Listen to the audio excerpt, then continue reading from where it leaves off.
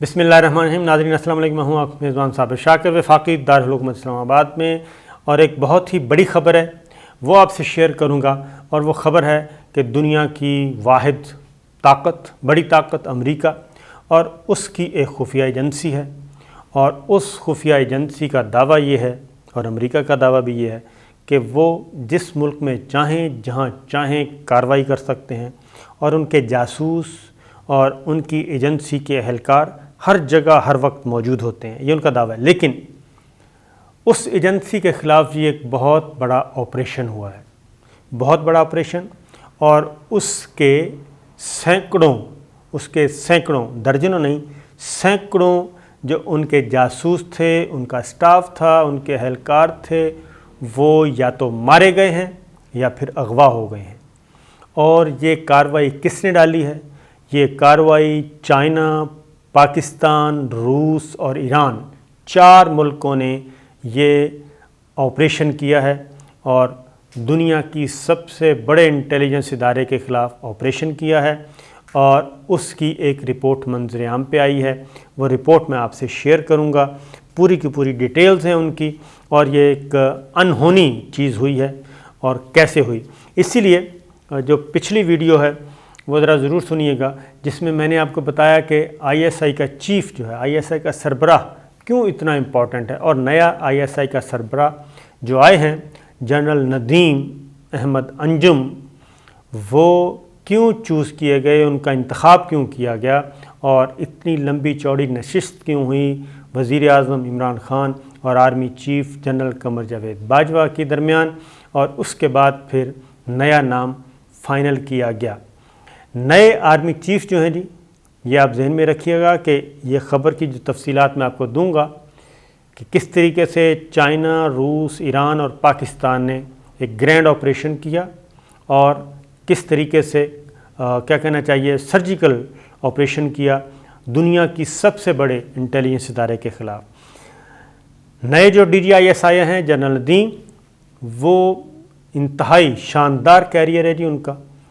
Number 1 یہ کہ میدان حرب میں وہ، یعنی کہ جنگی میدانوں میں بھی وہ مہا تجربہ رکھتے ہیں، خواہ وہ شمالی وزیرستان ہو، جنوبی وزیرستان ہو، بلوچستان ہو، اور مغربی سرحدیں ہوں، مشرقی سرحدیں ہوں، لائن آف کنٹرول ہو، ہر جگہ انہوں نے سرو کیا ہوا ہے۔ اس کے بعد جو ان کا ایجوکیشن کیریئر ہے وہ بھی تابناک ہے۔ وہ امریکہ سے بھی پڑھ چکے ہیں، وہ برطانیہ سے بھی پڑھ چکے ہیں، اور وہ پاکستان کی این ڈی یو اور دیگر اداروں سے بھی پڑھ چکے ہیں۔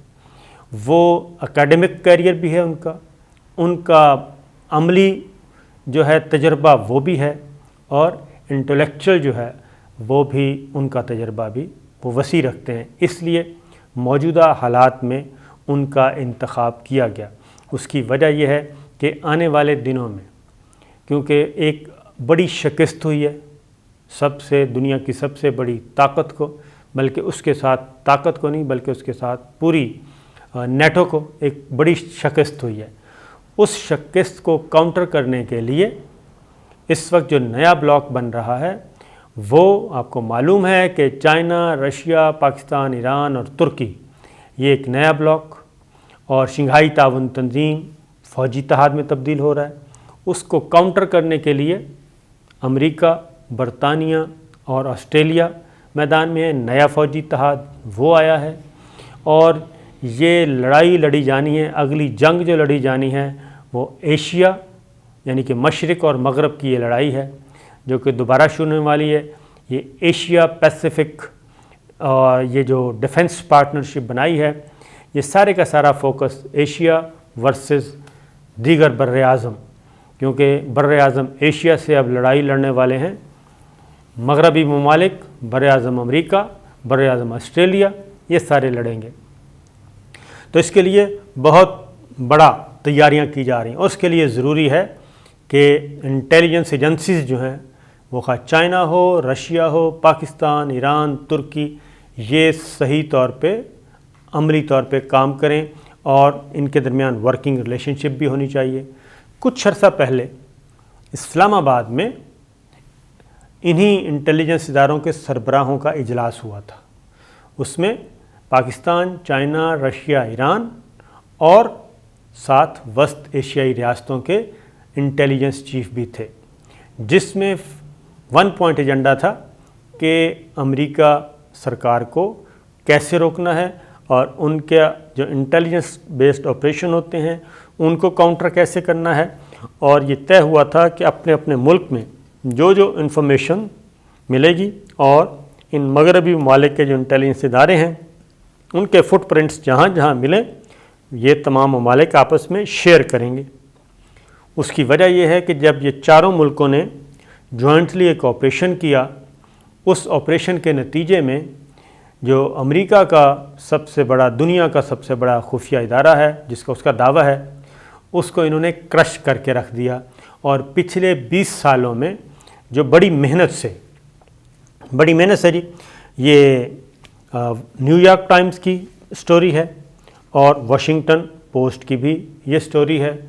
ये डिटेल्स द न्यूयॉर्क टाइम्स में डिटेल स्टोरी, और इसमें ये 2 जर्नलिस्टों ने मिल के जी इसको तरतीब दिया है और इसको डिस्क्लोज़ किया है।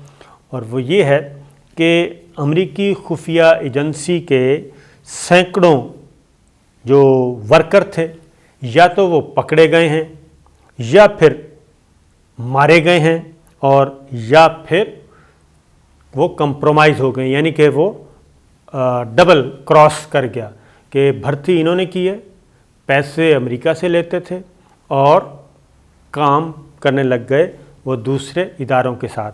ये 9/11 के बाद अमेरिकी खुफिया इदारे ने ये पूरा सेटअप बनाया था। और ये किन किन मुल्कों में बनाया था? ये पाकिस्तान के लिए लोग भर्ती किए गए थे, अफ़ग़ानिस्तान के लिए, चाइना के लिए, रूस के लिए, ईरान के लिए। और किन किन मुल्कों में भर्ती किए? Pakistan, China, Russia, Iran, Iraq, शाम और दीगर मिडल ईस्ट और लीबिया वगैरह, इन मुल्कों में ये सारा एक नेटवर्क बनाया गया था। तो ये बात ध्यान में रखें कि कुछ रेगुलर स्टाफ होता है और कुछ हायर कर लिए जाते हैं और उनको पे रोल पे होते हैं, उनको ट्रेन भी किया जाता है। तो ये जो न्यूयॉर्क टाइम्स की स्टोरी है उसमें उन्होंने ये एक सीक्रेट आउट हुआ है, एक सीक्रेट डॉक्यूमेंट आउट हुआ है जिसमें ये सारी चीज़ें बताई गई हैं कि किस तरीके से पाकिस्तान, चाइना, ईरान और रशिया के इंटेलिजेंस इदारों ने अपने अपने मुल्कों में भी और अपने मुल्कों से बाहर भी जो CIA ने लोग भर्ती किए थे, CIA ने लोग ट्रेंड किए थे, इनके पे रोल पे थे, इनके लिए काम करते थे, वो बहुत बड़ी तादाद में डिसअपीयर हो गए हैं, लापता हो गए हैं। और उनके बारे में जो इन्फॉर्मेशंस गैदर की गई हैं उनमें से बहुत से लोग वो कहते हैं कि जी हो गए हैं, मारे गए हैं, जिनके पास इत्तला है उनको कत्ल कर दिया गया और पता तक नहीं गया, कुछ को अगवा किया गया और कुछ जो हैं वो फ्लोर क्रॉस कर गए, भर्ती उन्होंने किए थे, वो इनके साथ आ मिले। और इसकी वजह से ये जो अफ़ग़ानिस्तान में नाकामी हुई, अब ये इसके जो मामलात हुए हैं, अफ़ग़ानिस्तान में नाकामी की वजह भी यही चारों मुल्क करार दिए गए, इन 4 मुल्कों के इंटेलिजेंस इदारों को करार दिया गया। अफ़ग़ानिस्तान में नाकामी की वजह भी यही थी क्योंकि उधर अब अकाउंटेबिलिटी हो रही है, एहतसाब हो रहा है। आपको मालूम है कि अमेरिकन पार्लियामान में इस वक्त डिस्कशन चल रही है और उनकी फ़ौजी क़यादत जो है वो कटहरे में है, फ़ौजी क़यादत भी और उनके खुफिया इदारे के सरबराहान भी और स्टाफ भी इस वक्त कटहरे में है।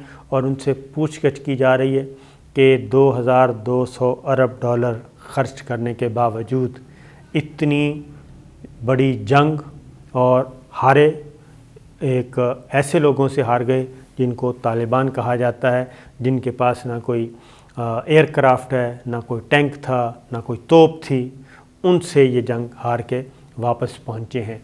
इसलिए इराक़ की जंग वो हार गए, लीबिया وہ ہار گئے، شام وہ ہار گئے، مصر وہ ہار گئے. تو یہ ساری جنگیں ہار چکے ہیں، اور انہی چاروں ملکوں کے انٹیلیجنس اداروں نے، جو میں بات کر رہا ہوں بار بار نام لے کے، کہ پاکستان، چائنا، ایران اور رشیا، ان 4 ملکوں کے انٹیلیجنس اداروں نے شکست دی. اور ان 4 ملکوں کے ہی انٹیلیجنس اداروں نے ان سارے ملکوں میں افغانستان، شام، لیبیا، عراق، مڈل ایسٹ، ان ممالک میں جتنا بھی نیٹ ورک بچھایا گیا تھا وہ سارا ختم کیا، بلکہ اس کا کاؤنٹر کیا. اب اس سے ہوا کیا کہ جتنے بھی آپریشنز لانچ کیے گئے، جتنی بھی کاروائیاں کی جاتی تھیں، وہ آپریشن ناکام ہوئے، اور اس کے بدلے میں جو امریکہ مخالف قوتیں تھیں وہ زیادہ تگڑی ہوتی گئیں ان سارے ملکوں میں، جس کی وجہ سے یہ سبکی کا سامنا کرنا پڑا. اب کیونکہ نیٹو کو بھی یہی لیڈ کر رہے تھے افغانستان میں بھی، اور پھر یہ ایک بات ذہن میں رکھیے کہ جب سارے ملک آپس میں مل جائیں، کیونکہ یہ کنسورشیم بن چکا ہے، غیر اعلانیہ کنسورشیم ہے، امریکہ مخالف اتحاد، جس میں یہ اس وقت یہ سارے ملک شامل ہیں، ترکی بھی اس میں ہے، پاکستان بھی ہے، چائنا بھی ہے، وسط ایشیائی ریاستیں بھی آ رہی ہیں.